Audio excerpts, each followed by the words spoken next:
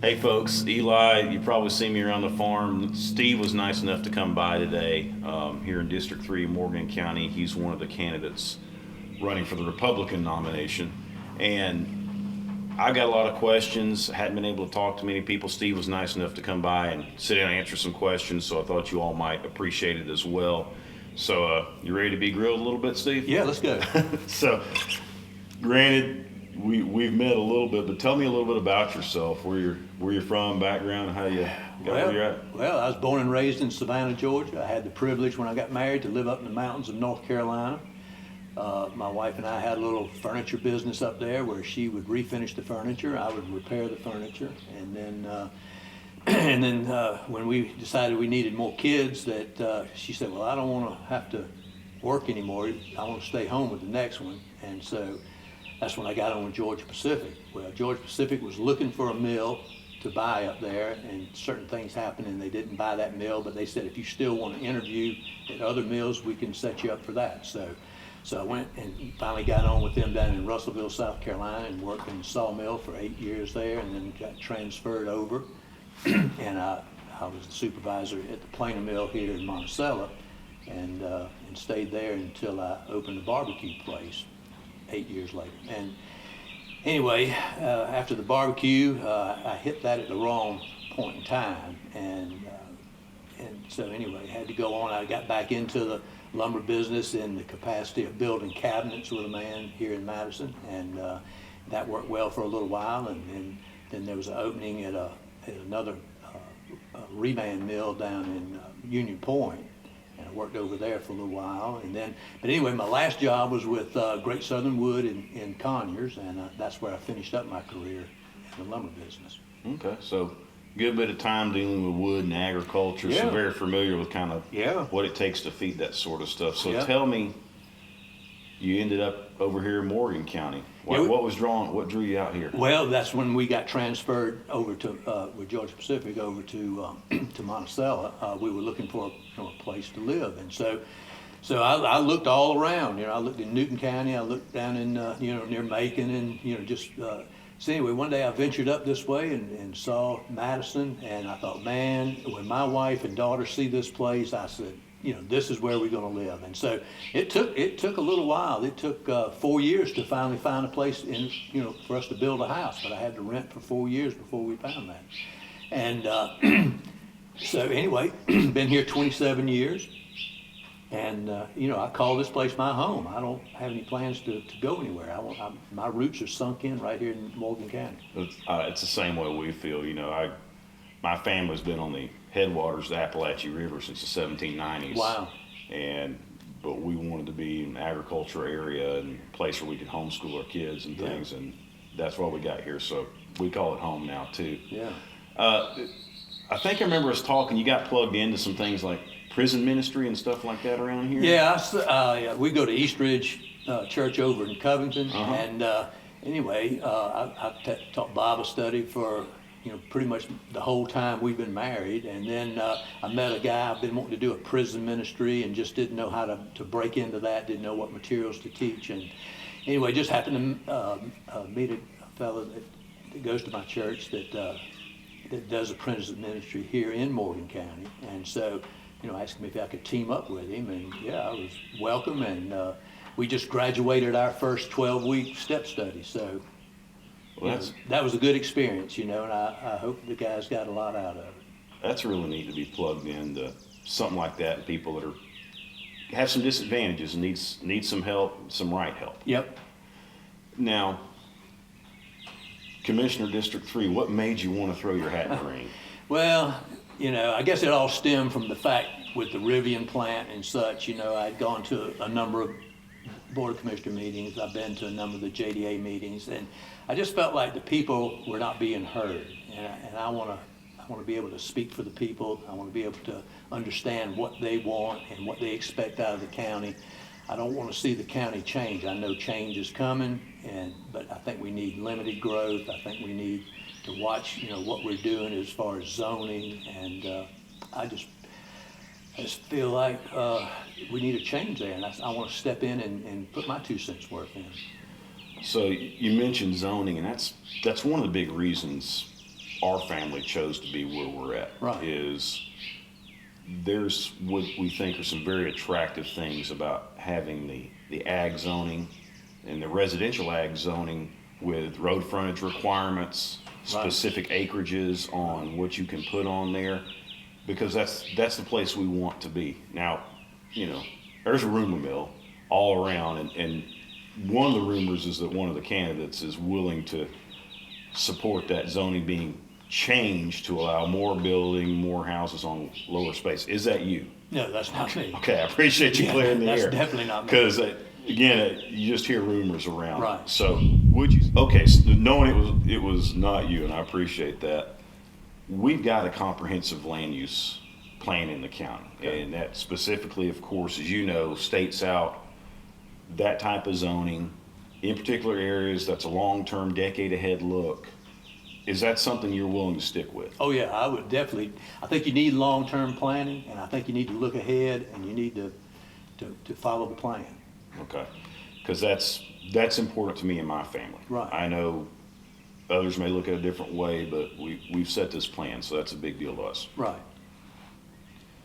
Again, me and my family moved here for a particular reason. Of course, one of the challenges in more agricultural areas is, sometimes quick medical service like ambulances. I know we had an event, here one time, and I've got to say the ambulance service was good. It was they were here pretty promptly. But I understand the county's spread out. There's distance. It's rural. That does make some distance for that. So what are your thoughts on those type of first responder things? Well, I'll tell you a little story. I had a seizure several years back, and it took the ambulance 25 minutes to get there. And, to me, that's unacceptable because they usually are parked just 2 miles from the house, but they had to come from somewhere else. And as far as the ambulances, I've heard that we've only had 2 ambulances for a number of years now. You would think by now they would add an ambulance, every year, every other year.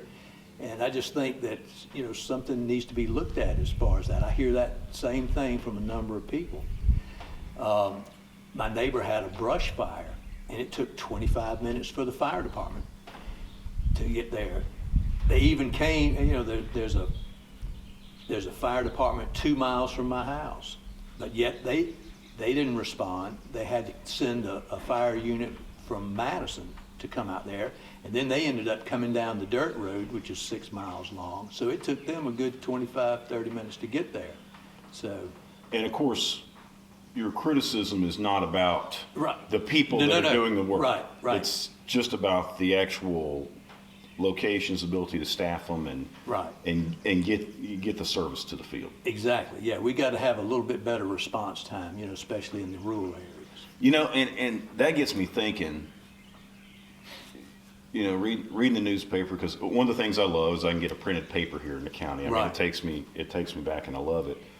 But we see a lot of these kind of countywide improvements or bigger centers that are coming up. I think with some cost overruns, and we see a lot of that money that's kind of advertised. Here's the big things we're doing, and I wonder if we're putting our money in the right places. Should we be shifting some of that in a direction that supports our first responders? Well, that's kind of another thing. I think we need a new set of eyes, a fresh set of eyes on, how the budget's laid out. Because, the whole time I've been here, it's all been about the schools, and we do have some nice schools, and I know they need money. But I think we just need to look at that a little closer. And then the rec department. I grew up in Savannah, like I said, and we had baseball diamonds, but we didn't have a big, facility to go along with them. And then I played softball there a number of years, and when we needed more diamonds, they just built diamonds. They didn't build a big facility. I'm sure they didn't spend the millions like they're spending here.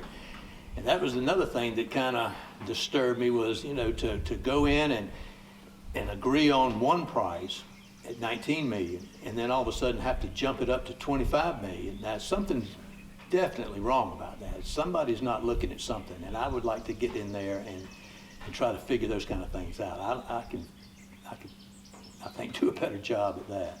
Yeah, and that's a bit disappointing because if if memory serves me right, one of your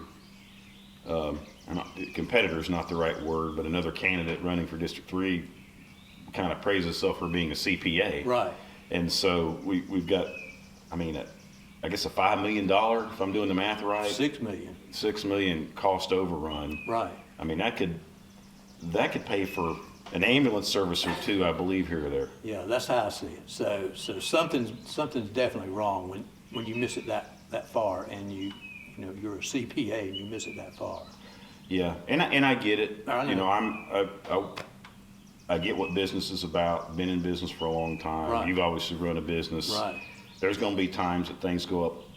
Good Lord knows we've all seen the price go up here lately on Right. stuff. Right. Inflation's a real thing. Overruns happen, but to have an overrun that's that big just seems a little bit excessive. Yes, I agree. All right, so, you know, one of the challenges when you become a commissioner sitting in those seats is you do get a lot on your plate, and there's a lot of times some sensitive projects or items or proposals that tend to come through that just because of maybe the security nature of it, some of the unique involvements, there may be non-disclosure agreements, NDAs, that they may say, hey, Steve, you're sitting in this seat. This is what we have to do to have this intimate conversation with whoever's around the room. Like, how would you handle having to sign that NDA, and then what your constituents think about that, or think about your decisions based on what comes out of that meeting? Well, here's what I feel about non-disclosures. In government, I'm totally against them. And I know that they may be necessary, and I understand they may be necessary in the business world. But when you're dealing with government and taxpayers' money, I believe, I think it goes back to the government being by the people, for the people. And I think, there's really no room for that. But if I was in that position to where I had, to sign a NDA, I believe I would know my constituents well enough to know if they would want me to participate or to sign or to go ahead and vote, their way anyway. That, I just don't believe there should be secrets as far as, governmental things and the people. So tell me about what you've done to get to know your people, or, in the 27 years or even here lately. Oh, see, that I'm a little bit of a disadvantage because I did work outside the county all those times. Georgia Pacific was down in Jasper County, and when I finished up at Great Southern, they were over in Rockdale County. And so I just never had the opportunity to know very many people here, except my close neighbors. My kids knew their friends here. But by being on the campaign trail, I've met a lot of good people. And the thing about them is, and what I really like, is the fact that, we all see things eye to eye. We want the same things in this county. And we all agree, that their growth is inevitable, but I think through controlled growth, I think that's the way to move forward. Yeah, I think you're on to something there, that following the plan of controlled growth is Yeah. how we need to handle what goes forward. We all agree, there's going to be growth, and that's fine. That's life. But we see people eyeing this county because they like the rural nature, i.e. Eli's here.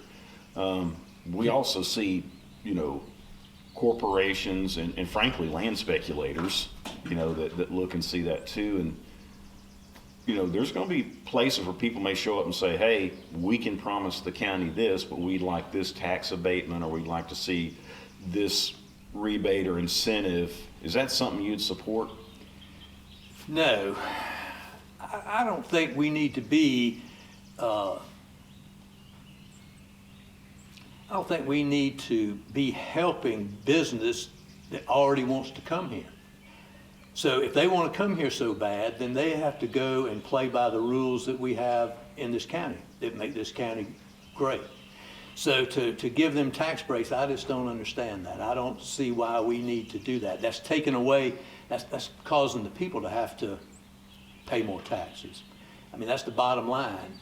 And I think everybody needs to pay their fair share. And so it's just like with land. Land goes up because of demand. Well, if the demand, these people want to come here and set up their business here, then they just need to go and follow what's already set up and established.